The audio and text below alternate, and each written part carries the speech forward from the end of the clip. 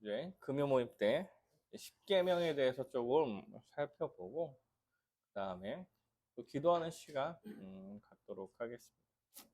오늘은 서론이고 매주 1계명, 2계명, 3계명 이렇게 조금씩 나가다가 뭐 안 되면은 끊고 더 되면은 더 많이 가고 이렇게 좀 생각하려고 합니다.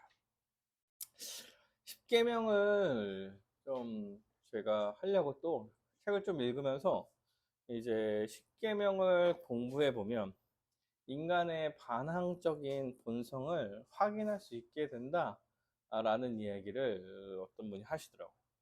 그러니까 하나님께서 10계명을 주셨을 때 우리가 뭐 이렇게 해라, 하지 말아라 이런 얘기죠. 사실 대부분이. 그래서 요런 이야기들을 듣기 싫어한다는 요거를 우리가 알게 될 거다. 그래서 우리의 죄성이 좀 드러나게 될 거다. 이런 얘기를 좀 하시더라고요. 그렇게 생각해 보니까 시대상에서 사람들이 10계명을 좀 안 가르치는 경우가 많은 것 같아요.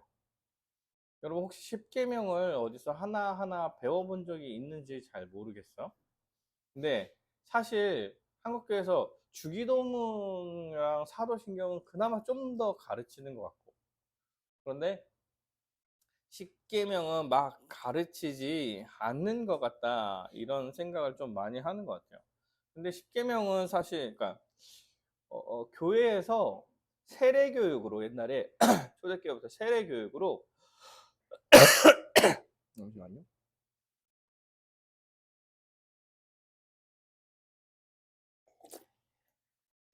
보통 세 가지를 했는데 사도신경과 주기도문과 10계명을 주로 가르쳤어요. 근데 10계명에 대해서 아는 사람은 좀 드문 것 같습니다. 많이 안 가르쳤던 것 같기도 하고 10계명이라 하면 또 율법이다 이런 생각으로 약간 뭐랄까 우리가 어떤 분들은 신약 시대는 뭐 구약의 10계명을 굳이 알아야 되냐 뭐 이런 식으로 생각하시는 분들이 있는 것 같고, 그리고 또 율법이기 때문에 폐하진 거 아니냐 뭐 이런 생각도 하시는 것 같고, 그리고 뭐 우리가 뭐 복음을 배울 때도 여러분 느꼈지만 율법이 우리한테 이미지가 항상 안 좋아. 율법이라는 것 자체가 이미지가 안 좋아. 사실 율법이라는 것 자체는 문제가 없는데 또 불구하고 율법주의가 문제가 있죠. 그럼에도 불구하고 율법이라는 것 자체는 우리한테 좋은 이미지로 다가오지 않는 것 같아요.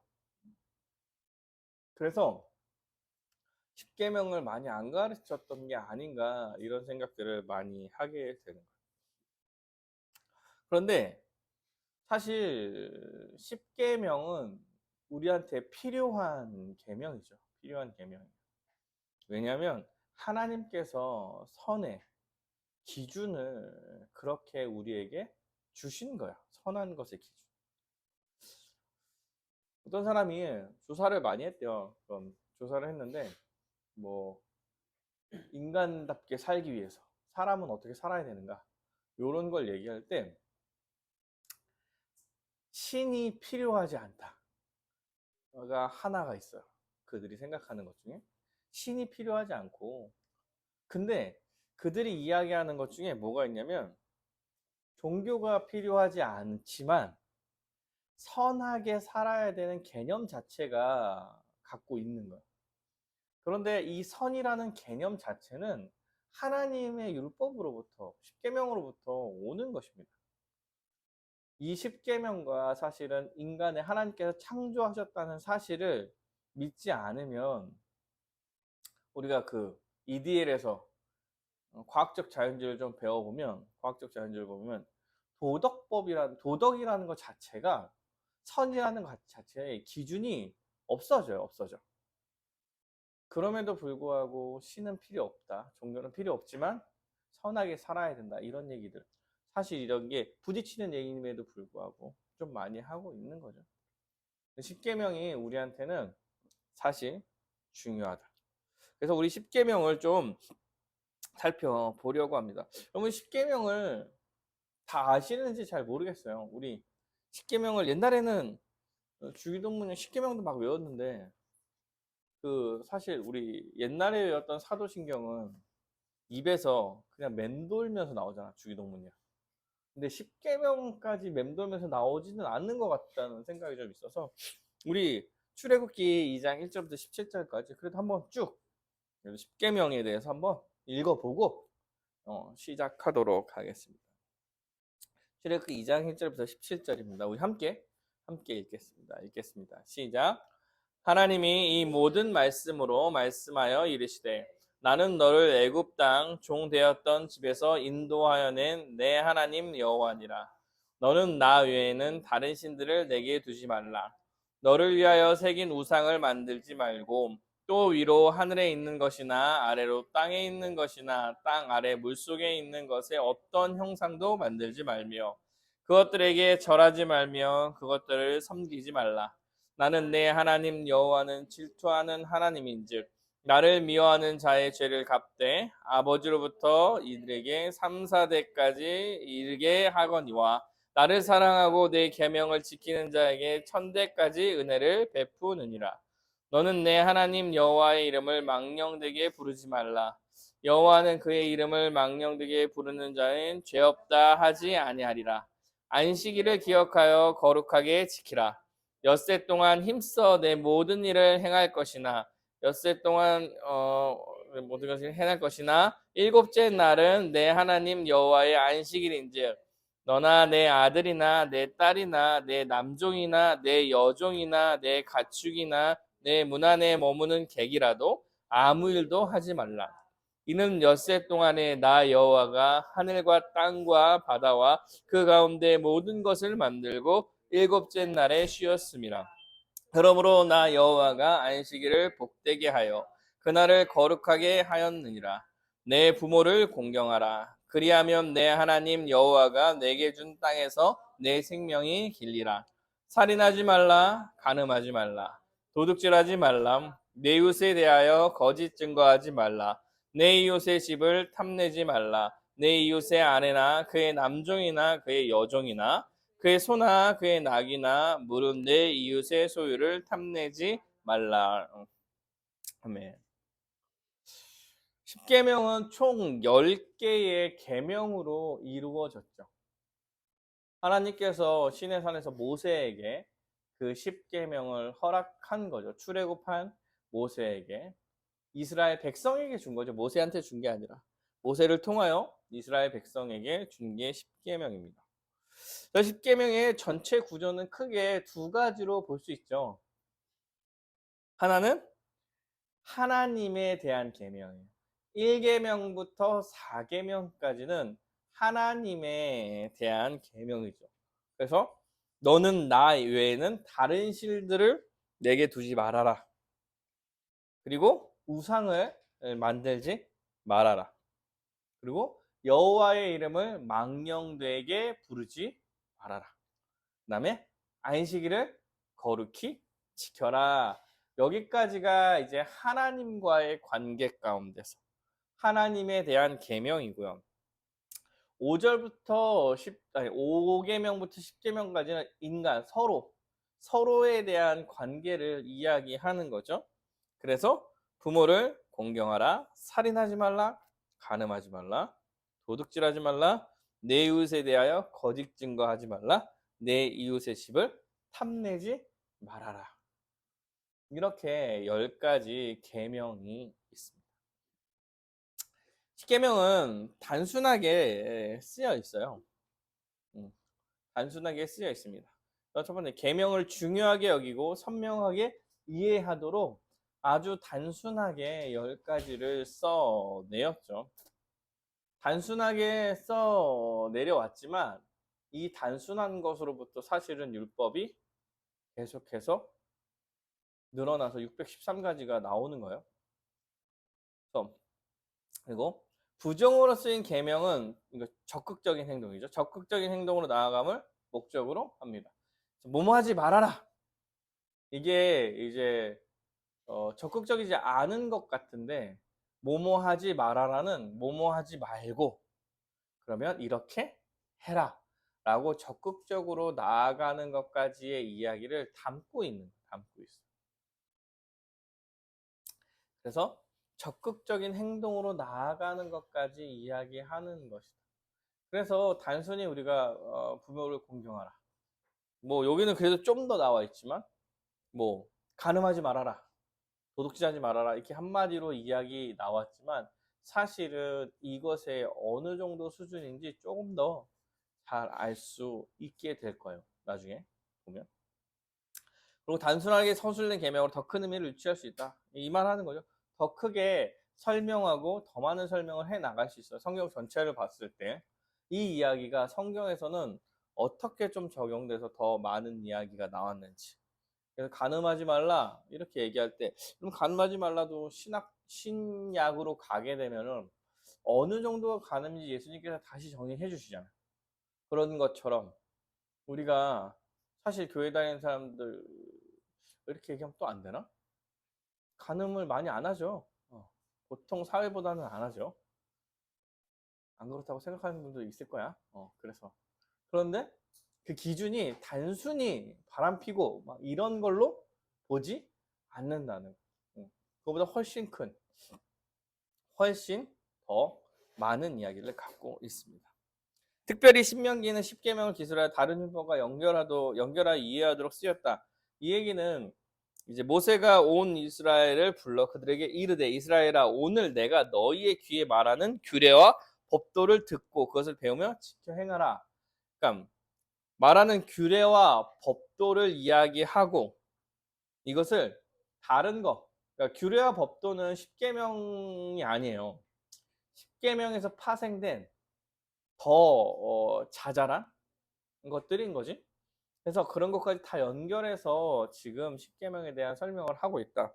그러면 우리가 율법을 공부하는 것 자체가 가치가 없지 않는 거야. 십계명에 대해서 더 잘 알 수 있는 상황이 생기는 거죠. 십계명 그리스도를 중심적으로 이해하고 교회로 확장 적용해야 한다. 그러니까 옛 언약의 백성에 주어진 십계명이 새 언약 백성의 교회도 여전히 유효하다. 다른 말씀과 마찬가지로 십계명도 예수 그리스도와 연결하여 이해할 때 바르게 해석할 수 있다.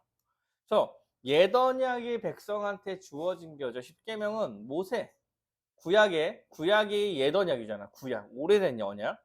구약의 출애굽 시절에 출애굽 이스라엘 백성에게 하나님께서 약속하신 언약이에요. 그게 십계명이죠. 십계명. 그러면 그것은 지금은 아무 유익이 없느냐 그럴 때 그렇지 않다는 거야. 지금의 현재 백성의 교회한테도 여전히 유효하고 그렇므로 인해서 예수 그리스도로 인하여서 성취된 하나님의 율법으로 우리가 다시 생각하고 이야기할 수 있어야 하는 겁니다.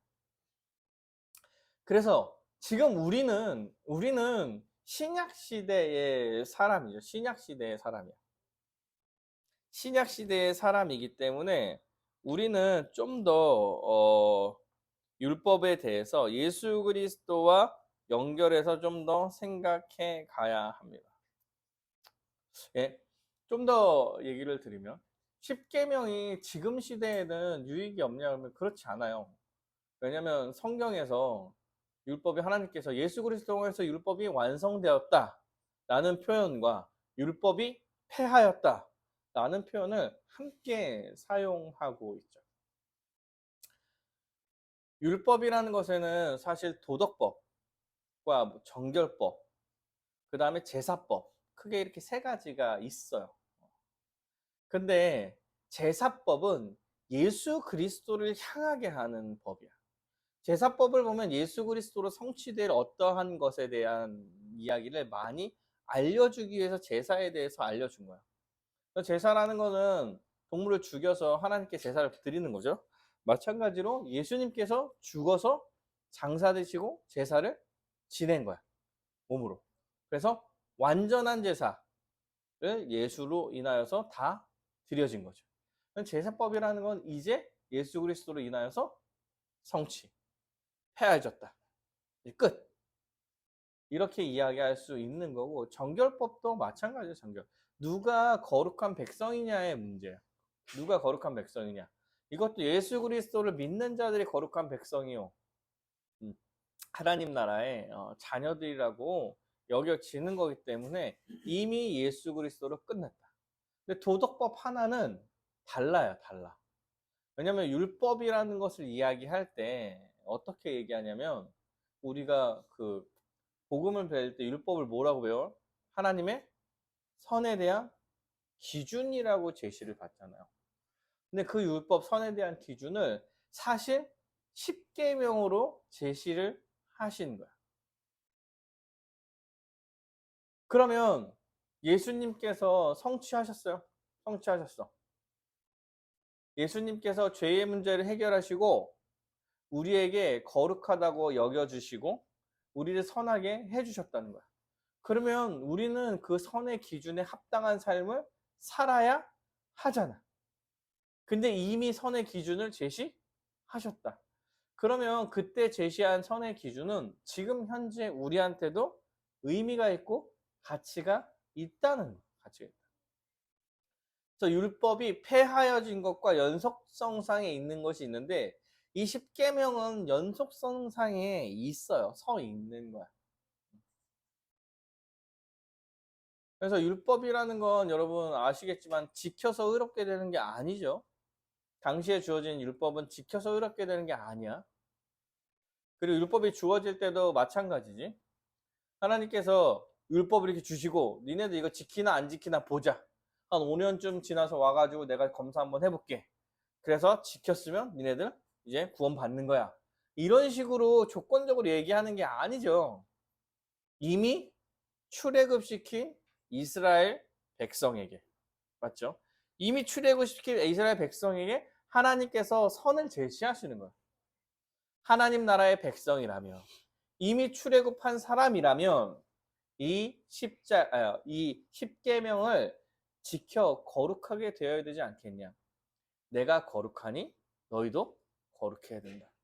그럼으로써 십계명을 주실 거예요. 십계명을. 그러니까 십계명을 지켜서 의롭게 되는 거야? 아니요. 아니야. 그런 문제가 아니다. 이게 뭐 뒤에도 다 나오는 얘기인데 다시 한번 그냥 좀 연결해서 말씀드렸습니다. 십계명을 알아야 하는 이유. 그래서 첫 번째 일반적 무시예요. 무지. 역사상 가장 영향력 있는 도덕법이에요. 도덕법. 그런데 아는 사람이 별로 없고 많이 잊혀졌어요. 여러분, 우리가 갖고 있는 법들도 사실 여기에 포함되어 있다고 봐야 돼요. 그러니까 사실 하나님께서 인간한테 선에 대한 개념을 심어 주신 거예요. 심어 주셨어요. 그래서 사람은 이걸 했을 때 잘못한 건지 알아요. 기본적으로. 애들도 알아요. 누굴 때리거나 남의 거를 훔치거나 이러면 잘못했다는 걸 알아. 마찬가지죠. 남의 걸 탐내지 말아라. 뭐 이런 거.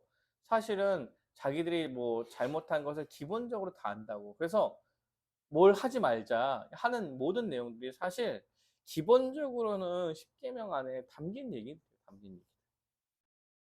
그럼에도 불구하고 교회에서조차도 많이 가르쳐지지 않는다. 또 우리는 좀 한 번쯤은 생각해보고 배워야 될 필요가 있는 것이 십계명입니다. 역사적 가르침 마찬가지예요. 그 역사에서 십계명은요 말씀사기 중심으로 삼아서 어린아이들과 새신자들한테 계속 가르쳐 왔었어요. 그래서 여러분 우리 예배 끝나고 뭐 해요? 예배 끝나고 기도회 하기 전에 하이델베르크 문답을 하죠. 하이델베르크 문답에 좀 많은 부분이 십계명에 대한 이야기로 담겨 있어요. 근데 여러분 그 하이델베르크 문답만이 아니라 웨스트민스터 소요리 문답 뭐 이렇게 얘기해도 이게 뭔지 모르죠. 또 뭐 루터교 대교리 문답 뿐만 아니라 그 천주교에서도 실제로 십계명에 대해서 가르치고 있고 교리에 들어가서 말을 하고 있어. 그러므로 사실 우리가 이거를 안 배우는 거는 사실 좀 이상한 건데 많이 교회가 안 가르치고 있다. 그래서 알아야 된다. 모세율법의 핵심입니다. 십계명이요 사실 다른 율법이랑 달라요. 이렇게 표현하더라고. 다른 율법이 일반적인 법이라고 한다면 저 십계명이 기본 헌법이라고 해요. 헌법. 사실 그걸 가지고 법을 만들어나죠. 그러니까 율법이란 게 지금 사실 그 613가지라고 얘기하거든요. 613가지 맞을 거야. 기억이 확실히 안 나는데 613가지라고 얘기하는데 그 613가지의 율법과 십계명은 차이가 있다. 차이가 있어요.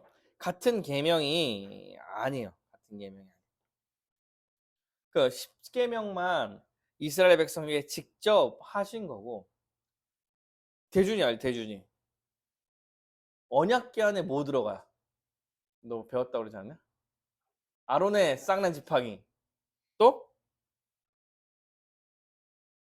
언약궤 안에 그 돌판 십계명 돌판 2개 그 다음에 만나가 들어가 있어. 언약궤는 지성소 안에 들어가 있는 아주 거룩한. 그러니까 사실은 우리한테 십계명은 다른 율법과 같은 수준의 것이 아닙니다. 뭐 성경에 십계명이 아주 더 대단한 거고 나머지 율법들은 덜 대단한 겁니다. 이런 식으로 표현되어 있지 않는다 하더라도 여러 군데에서 십계명이 다른 계명보다 훨씬 더 우위에 서 있다는 것을 증명하고 있습니다. 그래서 십계명이 헌법적인 규정이라고 하면 다른 법들은 그 규정에 적용한 판례법 정도 된다고 생각하는 거예요. 다른 율법들은.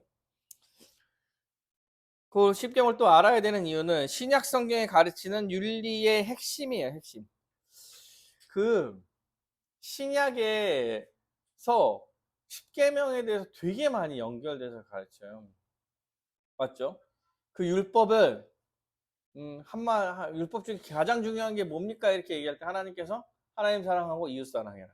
그 율법의 크게 1, 4계명을 하나님 사랑, 5, 10계명을 이웃 사랑이라고 표현할 수도 있어. 그리고 마가복음 10장 17절에 젊은 청년이 묻죠. 젊은 부자 관원이 내가 무엇을 하여 영생을 얻겠습니까? 이렇게 얘기할 때 예수님께서 계명을 지켜라 이렇게 얘기하고 계명에 대해서 하나씩 얘기해요. 뭐 탐내지 말고 뭐 이웃을 이렇게 얘기를 해요. 뭐 부모를 공경하고. 근데 뭐 다 지켰다 뭐 이런 식으로 얘기하겠죠. 근데 결국에 탐심을 이기지 못하고 돌이켜 가죠. 예수님을 떠나게 되죠. 그러면서 십계명의 하나를 결국에 못 지킨 모습으로 그 신약 성경의 윤리에 대한 개념을 가르치고 있는 거야. 로마서에도 마찬가지예요. 남을 사랑하는 율법을 다 이루었다 이렇게 얘기하고 십계명을 설명해. 십계명을 설명하는 게 아니라 십계명을 나열해요. 마찬가지로 디모데전서에서도 십계명을 나열해요. 그렇게 똑같이 동일하게. 그러니까 성경이 신약 성경에도 역시 동일하게 윤리의 핵심으로서 십계명을 말하고 있어요. 십계명이라는 게 되게 중요한 거예요. 그리고 십계명을 알아야 하는 이유가 이 십계명이 우리한테 아주 유익한 계명이라고 말할 수 있는 거예요. 하나님께서 십계명을 지켜라 라고 했을 때 딱 주셨어. 그러면 이 십계명을 지키라고 스트레스 받으라고 주신 게 아니겠죠. 하나님 한번 지켜봐라. 응? 못 지켜봐라. 아주 못 지키기만 해봐. 어렵지? 어렵지. 이렇게 주신 게 아니라고. 이런 식으로 주신 게 아니죠.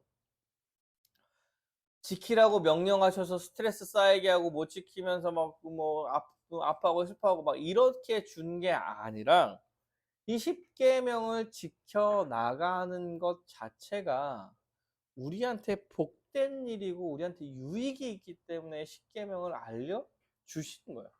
이게 선한 삶이고 그 선한 삶을 우리가 살아갈 때 우리는 더 유익한 삶을 살 수 있겠다라고 말하고 있는 거예요. 여러분 십계명이 어떻게 보면 되게 교회적 삶입니다. 생각을 한번 해보세요. 십계명이요 다 지켜진다고 한번 생각해봐. 그럼 뭐야? 부모를 공경하고 남의 것을 탐내지 않고, 맞죠? 남의 것을 탐내지 않고 간음하지도 않고 거짓말하지도 않고. 사실 십계명이 다 지켜진다면 여러분 우리 삶에 뭐 여러 가지 법들이 필요 없어지는 거야. 우리 관계관계 뭐 필요 없잖아. 뭐 저작권, 직접 소유권 이런 거 필요 없잖아요. 왜? 거짓을 얘기하지 않고 남의 것을 탐내지 않으니까. 응. 문을 걸어 잠그면서 살아갈 필요도 없죠. 살인하지 않고 인간의 생명을 아주 존중하며 남의 것을 탐내지 않잖아요. 집 문을 걸어 잠그면서 다닐 필요가 없지. 뭐 또 국가 방어 체계를 위해서 전쟁을 하려고 막 준비하거나 거기다가 예산을 투입하거나 이럴 필요도 없어. 계약서, 법원, 교도소 이런 내용들이 사실은 필요하지 않을 거야. 다 십계명을 지키면 산다고 하면 얼마나 사실 좋고 행복하고 이런 나라가 나타나겠냐고 말하고 있는 거예요. 율법이라는 게 십계명이라는 게 우리한테 주어질 때 우리한테 유익하게 하기 위해서 주어진 것이라는 사실을 기억해야 됩니다. 우리는 십계명을 그럼 왜 지켜야 되냐? 왜 지켜야 되냐? 우리의 정체성이 제사장의 나라 거룩한 하나님의 백성이에요. 이미 율법을 주실 때 어떻게 주죠? 내가 거룩하니 너희도 거룩해라. 하나님은 하나님 나라의 백성이 거룩해야 한다고 말하고 있어요. 왜? 이 세상을 만든 내가 거룩하기 때문에 그래요. 세상과 구별돼서 구분되어서 규칙을 지키며 살아갈 사람들이라는 거예요.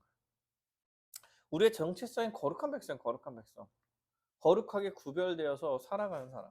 그러니까 지켜야죠, 지켜야죠. 복종해야 되는 거죠. 십계명에 복종해야 되는 거죠.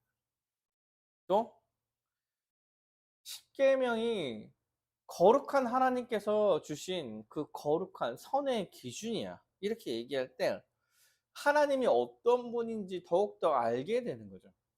아, 하나님이 이렇게 선하신 분이구나. 그분이 우리를 만드셨고 이 세상을 만들었으며 이 세상을 어떠한 방식과 어떠한 법칙 아래서 살아갈 수 있게 해 주시겠구나 라는 것을 십계명을 통해서 알게 되는 거죠. 그럼 하나님에 대해서 더욱더 알게 되는 거지. 그래서 십계명을 통해서 하나님께서 뭘 중요하게 여기시는지 우리가 순종하면서 살아갈 수 있는 삶이 십계명에 많이 나타난다는. 그럼 여러분 십계명을 무시하는 건 뭘 무시하는 거예요? 하나님을 무시하는 거야. 하나님 무시. 고리타분한 법 이렇지 않다는 거야. 그런 게 아니야. 하나님과 우리의 관계. 우리는 그분의 소유입니다. 그분이 구원하신 거죠. 하나님은 변덕스러운 독재자. 피조물을 조금도 생각하지 않는 분이 아니에요. 하나님, 우리는 그분의 소유고 그분은 우리를 사랑하시며 우리를 위해서 여러 가지 일들을 해 나갈 거예요. 독재하고 계시는 게 아니죠. 그가 말한 모든 명령은 우리를 위한 거예요. 위한 거. 우리를 사랑하는 거죠. 그렇기 때문에 십계명을 제시하신 거라면 우리는 여기에 순종하고 복종해야 할 이유가 있는 거예요. 우리가 가진 진정한 자유다. 하나님께서 우리에게 풍성한 생명과 진정한 자유를 주시기를 원하신다. 그래서 십계명은 무거운 짐이 아니에요. 지키기 어려운 것들을 주셔서 골탕 먹이려는 게 아니다. 하나님께서는 형식과 규제로 우리를 억압하시는 분이 아닙니다. 십계명을 통해 서로가 서로의 사실 진정한 자유를 주는 거예요. 십계명을 통해서 서로가 서로의 자유를 사실 보장하죠. 보장해. 십계명이 다 지켜진다면 여러분 서로의 자유를 십계명이 보장해 주는 거예요. 보장해 주는 거. 하나님께서 억압하는 게 아니라 더욱더 큰 자유를 우리에게 허락해 주시는 거다. 하나님께서 우리를 위해서 하신 일이에요. 우리를 위해서. 그러니까 이게 우리를 억압하거나 구원의 조건으로 우리한테 주신 것이 아니라 이미 구원한 백성에게 이렇게 살게 하기 위해서 우리를 위해서 보내주신 것이라는 거예요. 그래서 십계명을 쓴 이름이 생각이 안 나요. 영인데 이름이 무슨 영이 이렇게 얘기했어. 구원은 복종에 대한 보상이 아니라 복종해야 할 이유라는 사실을 잊어서는 안 된다. 구원이라는 것은 이미 어떤 복종에 대해서 보상을 받은 게 아니에요. 뭐요? 복종해야 할 이유인 거야, 이유. 십계명은 일단 우리한테 주실 때 아까도 얘기했지만 구원받은 백성에게 주신 법이지 법을 주시고 나서 지켜야 구원하겠다고 주신 게 아니라고. 밑에도 나오겠지만 은혜 언약이에요. 은혜 언약. 먼저는 은혜 언약입니다. 은혜 언약. 왜요? 은혜로 부르신 다음에 주신 거기 때문에 그래. 그런데 행위 언약적 요소가 있어요. 왜? 어떻게 살아가야 되냐? 어떻게 사냐? 이렇게 하지 말고 이렇게 해라. 어떻게 살아가는지에 대해서 알려주는 것이기 때문에 어떠한 행동을 요구하죠. 그러니까 행위 언약이야. 내가 거룩하니 너희도 거룩해. 내가 이렇게 얘기하니까 너희가 지켜. 이렇게 해서 행위 언약 측면이 있지만 이것을 지킴으로 어떻게 하겠다는 얘기를 하는 게 아니죠. 근본적으로. 왜요? 이미 출애굽한 백성에게 주신 법이기 때문에 그래요. 이미 하나님 나라를 들어오게 하고 주신 거예요. 마찬가지죠. 이미 예수를 믿어 예수 안에서 하나님 나라의 백성으로 여김 받은 자들한테 어떻게 살아가야 되지, 어떻게 살아가야 하는지에 대한 방향성을 제시하는 게 십계명이에요. 십계명. 그러면 우리는 어떻게 살아야 하는지라는 것을 생각할 때 큰 방향성과 큰 기준이 십계명으로 자리 잡고 있다는 거예요. 그러니까 신자의 삶, 신자는 어떻게 살아야 됩니까? 이렇게 이야기할 때 우리는 십계명을 살펴야 되는 거예요. 십계명. 우리가 이야기하잖아요. 주님 기도하면서 도대체 어떻게 살아야 됩니까? 뭘 선택해야 됩니까? 어떤 직업을 선택해야 됩니까? 제가 이게 하는 게 맞습니까? 틀립니까? 라고 이야기할 때 하나님께서 그렇게 말씀하실 거예요. 내가 너희들한테 십계명을 주지 않았냐? 그 방향성에 맞는 삶을 사는 거야. 어떻게 하면 하나님을 사랑하고 안식일을 지키며 주의를 지키며 우상을 숭배하지 않고 부모를 공경하고 살인하지 않고 인간의 목숨, 사람의 목숨을 존중하고 이런 삶을 사냐는 거야. 어떻게 하면 지금 내가 가진 환경에서 어떤 직업을 갖고 어떤 것을 하는 게 아니라 어떤 방향으로 어떤 생각을 갖고 살아가겠냐를 십계명을 통해서 이미 알려주셨다라고 말할 거예요. 아마 하나님께서. 그러니까 알아야 됩니다. 알아야 됩니다.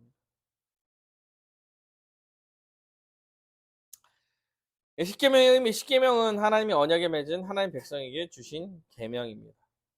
하나님 백성에게 주신 거예요. 십계명은 그래서 은혜 언약입니다. 미리 주셨다. 이미 주신 거를 이미 은혜를 주시고 나서 십계명이 우리에게 주어졌다. 행위 언약입니다. 우리가 어떻게 살아야 되는지에 대해서. 신자라면 마땅히 하나님 나라의 백성이라면 마땅히 어떻게 살아야 될지에 대해서 알려주신 것입니다. 십계명은 구원받은 자들한테 주신 법이죠. 하나님이 아브라함 언약을 기억하셔서 구원을 베푸시고 시내 산에서 언약을 맺은 거니까 이미 구원받은 자. 노예로 살았던 애굽에서 건져 내주시고 자유를 허락하시고 나서 주신 법. 구약의 이스라엘은 십계명을 지키지 못해서 언약을 깨뜨렸고 하나님의 심판을 받아 가나안 땅에 쫓겨났어요. 그러니까 이게 행위적 요소, 행위 언약적 요소가 있다는 거예요. 사실은 시작은 은혜 언약이에요, 은혜 언약. 하나님께서 이미 구원한 백성한테 준 거지만 하나님께서는 하나님의 백성이 어떠한 자들인지 알려주기 위해서 하나님의 백성은 마땅히 지켜야 돼. 이런 것을 알려주기 위해서 잘 지키는 자한테 상을 주고 지키지 못하는 자한테 벌을 내리시는 게 구약 성경. 구약에는 율법을 잘 못 지켜도 못 지키면 막 혼나요. 잘 지키면 막 잘 돼. 왜? 하나님의 백성이 뭘 지켜야 되는지를 알려주기 위해서 그런 거예요. 그리고 결과적으로 신약에서는 그렇게 얘기하잖아. 지켜서 구원받는 건 아니야. 그러니까 이스라엘 백성이 사실 오해할 만하죠. 왜? 구약에서는 지켰는데 상을 받았고 안 지켜서 벌을 받았으니까 지킨 자들과 함께 하시는구나. 지킨 자들을 구원하시는구나. 이렇게 생각해 볼 수 있겠지만 실제로는 사실 그런 문제는 아니다. 원래는. 그럼에도 이걸 지켜야 하기 때문에 이렇게 지켰을 때 우리한테 좋기 때문에 이렇게 지키는 삶이 사실 교회적 삶이기 때문에 우리한테 알려주시려고 그 구약의 그 수많은 역사를 이끌어 오신 거예요. 다윗 솔로몬 시대에 절정을 치는 거야, 절정. 다윗이 하나님께 정말 순종한 제사장이요, 왕이요, 선지자. 다윗 시대에 생겨남으로써 그 나라가 아주 번창하게 되는. 자, 하나님이 그의 아들 예수 그리스도를 보내주셨습니다. 그리스도는 율법의 저주를 담당하시고 율법을 완전히 지키심으로 언약을 성취하셨습니다. 예수 그리스도로 인하여서 다 성취받았어요. 성취받았어요. 그리고 우리는 이 십계명을 지킬 수 있는 능력이 주어졌죠. 십계명 지키지 못하면 우린 지옥 가는 건가요? 아니, 그런 건 아니야. 근데 능력이 없지 않아. 지킬 수 있죠. 지키려고 노력하는 삶을 살아가는 거지. 못 지켰을 때 회개하며 주님 앞에 다시 서는 것이고 잘 지킨다면 우리는 복을 누리게 될 거예요. 근데 밖은 세상은 잘 지키지 않잖아요. 세상 잘 지키지 않고 나 혼자만 지키면 사실 복을 누리지 못할 수 있겠지만 교회는 다르죠. 교회는 다 예수를 믿고 다 지켜나가는 복된 삶을 교회 안에서는 누리게 될 거예요. 네, 뭐 그렇다고 항상 다 지키진 않지. 부모를 공경하지 않는 일을 하고, 응? 또 뭐야? 남의 것을 탐내기도 하고.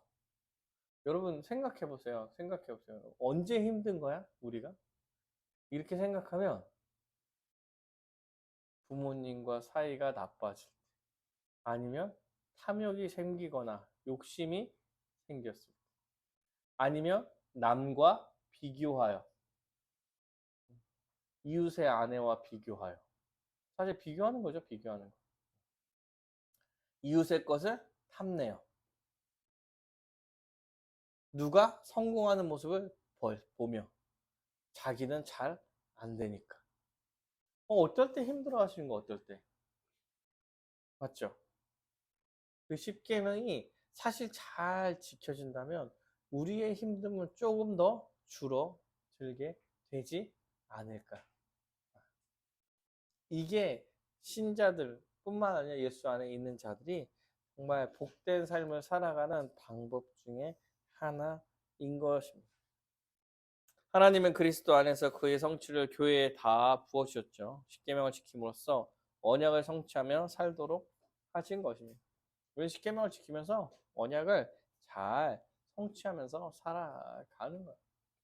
십계명이라는 게 우리가 이제 배울수록 하나하나 배우게 되겠죠. 그 크게 갈 거야, 크게. 우상 숭배를 하지 말아라.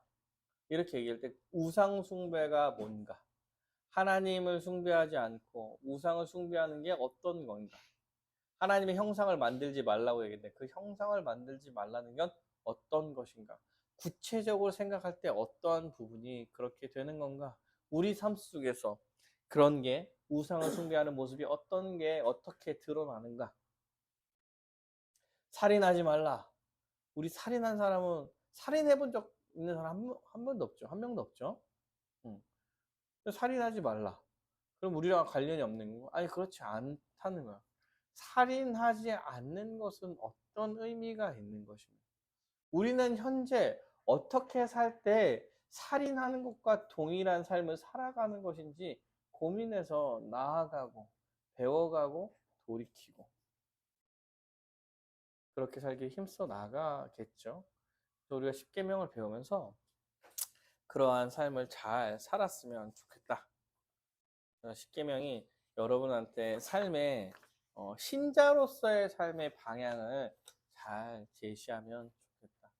그럼 우리는 삶을 살 때 어떻게 보면 십계명을 잘 알고 그 원리를 잘 기억한다면 우리의 삶 속에서 뭘 선택할 때 더 편한 거야. 왜?